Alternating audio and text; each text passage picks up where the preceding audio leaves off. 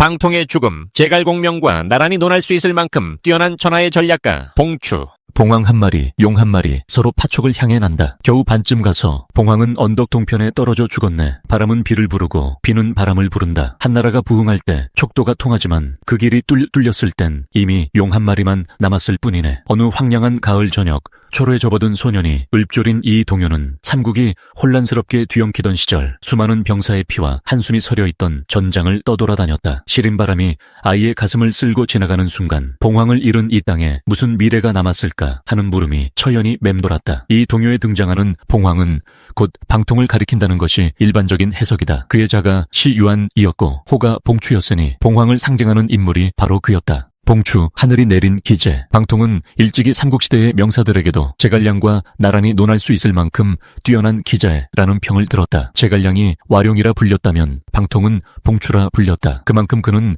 뛰어난 재주와 깊은 식견, 여기에 과감한 통찰력까지 지닌 인물이었다. 그는 유비를 찾아가기 전부터 이미 세간의 이름을 떨쳤다. 송원의 부하로 잠시 몸담았을 때도 재주가 뛰어났으나 시세를 간파한 방통은 결국 유비야말로 내가 모실 주군이라는 결론에 이르렀다. 후에 제갈량과 함께 유비군의 양대 책사가 될 정도로 그의 중요성은 대단했다. 이토록 탁월한 능력을 갖춘 방통이었건만 의 정사 기록에서 그는 뜻밖에도 낙성 전투 중 날아온 화살에 맞아 36의 짧은 생을 마감했다고 전해진다. 그가 죽은 곳에 대해서도 낙성에서 전사했다고만 기록되어 있을 뿐이다. 하지만 라는 소설에서는 방통의 죽음을 더욱 극적으로 묘사한다. 이야기꾼의 입을 빌려 낙봉파라는 지명을 만들어 마치 하늘이 낸 봉황이 운명의 언덕에서 허망하게 떨어지는 듯한 인상을 독자에게 전해주는 것이다. 낙봉파로 가는 길. 연희의 이야기 속에서 방통은 낙성을 공격하기 위해 진격하다가 그 길목에 있던 낙봉파라는 험준한 고개를 지나게 된다. 참으로 묘한 이름이다. 봉황을 의미하는 봉과 상기슬을 의미하는 파가 합쳐진 곳. 봉황의 추락을 암시하는 듯한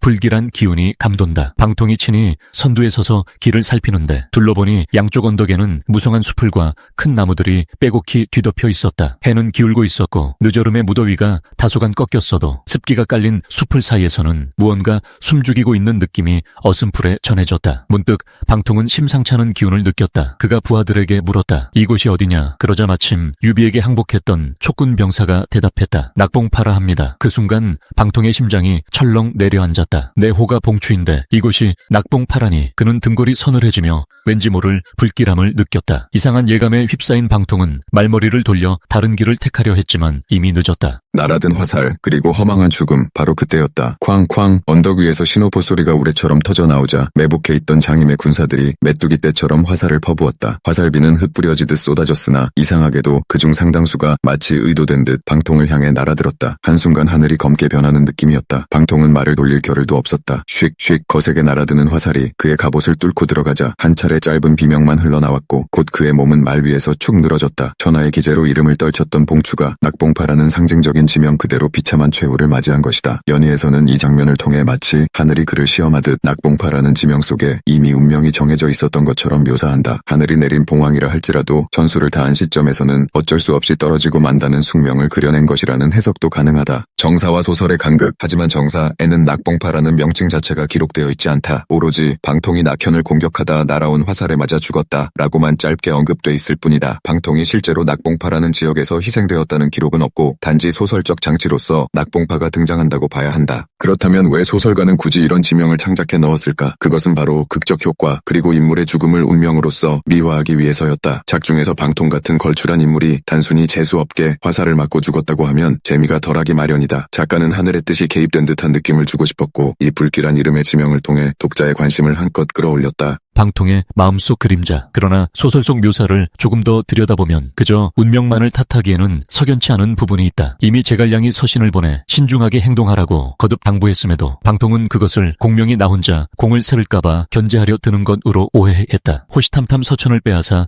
큰 공을 세우고 제갈량과 어깨를 나란히 하고 싶다. 이는 당시 방통의 속마음이었다. 사실 그는 제갈량과 동등한 위치 혹은 그 이상으로 인정받고 싶은 욕심이 있었다. 그래서 서둘러 대공을 거두고 싶었고 적잖이 조급해 있었다. 그 조급함이 결국은 그에게 치명적 허점을 만들었다. 삼국지는 치밀한 병법서를 바탕으로 한 전쟁 이야기이기도 하다. 장수가 전쟁터에서 승리하기 위해서는 무엇보다 적절한 판단과 침착한 마음가짐이 필수적이다. 그러나 방통은 제갈량의 충고를 곡해하고 적진의 지세와 적군의 매복 가능성을 꼼꼼히 살피지 않은 채 성급히 진군했다. 만일 그의 마음이 욕심으로 흐려지지 않았다면 잠시 멈춰서서 지형을 살피고 병력을 재정비하고 매복 가능성을 탐지했을 것이다. 그런 기회를 스스로 놓쳐버린 셈이다. 병가가 말하는 장수의 자질에서는 장수가 갖춰야 할 12가지 능을 언급한다. 예컨대 청렴, 안정, 공평, 정돈, 충고수용, 송사처결, 인재등용, 적국풍습인지, 산천지세 파악 등등 이 모든 조건을 만족시키려면 무엇보다 사사로운 생각을 제어할 수 있어야 한다. 이를 옛사람은 원포이고 망신, 곧 전쟁터에서 북채를 들어 군사를 독려할 때 자기 몸을 잊으라고 했다. 방통은 뛰어난 두뇌와 경험을 가졌음에도 마음 한구석에 자리 잡은 조급한 욕심을 극복하지 못했다. 그 조급함이 그를 경솔하게 만들었고 경솔함이 제대로 된 지휘를 방해했다. 결국 그는 전장에서 가장 기본적인 예측조차 제대로 하지 못한 채 함정에 빠지고 말았던 것이다. 이 사건은 단순히 낙봉패에서 운명을 거스르지 못해 죽었다는 낭만적 설정이 아니라 인간 내면의 욕심과 조급함이 부른 비극으로도 볼 수 있다. 거기에 소설적 장치인 낙봉파가 더해지면서 마치 하늘의 섭리처럼 극적인 효과를 일으킨 것이다. 그러나 냉정히 따져보면 그것은 결국 인재였다. 운명이었을까? 방통의 선택이었을까? 역사와 소설의 경계에서 방통의 죽음은 한층 더 비극적으로 다가온다. 낙봉파라는 불길한 지명 속에 하늘의 계시가 담겨 있다고 믿을 수도 있고 또는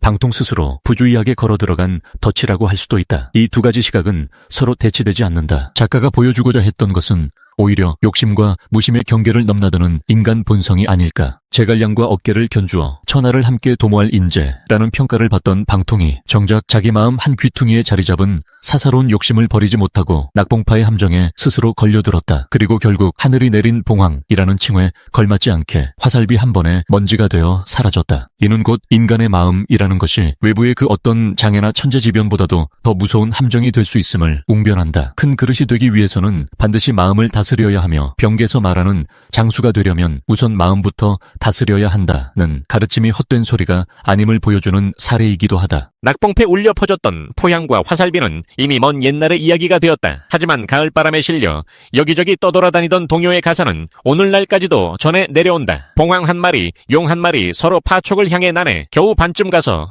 봉황은 언덕 동편에 떨어져 죽었네. 어찌 보면 그 동요는 미리 예언된 운명의 일면을 보여주었는지 모른다. 그러나 다른 한편으로는 보통의 인간이 가진 약점, 곧 과욕과 조급함이 일으킨 결과이기도 하다. 봉황이 되려던 사람이 결국 스스로 날개를 다치게 만든 셈이다. 이 비디오가 유용했다면 좋아요와 구독 버튼을 눌러주세요. 행복한 삶을 위한 더 많은 팁을 공유할 테니 계속해서 성필원 채널을 검색해주세요. 감사합니다.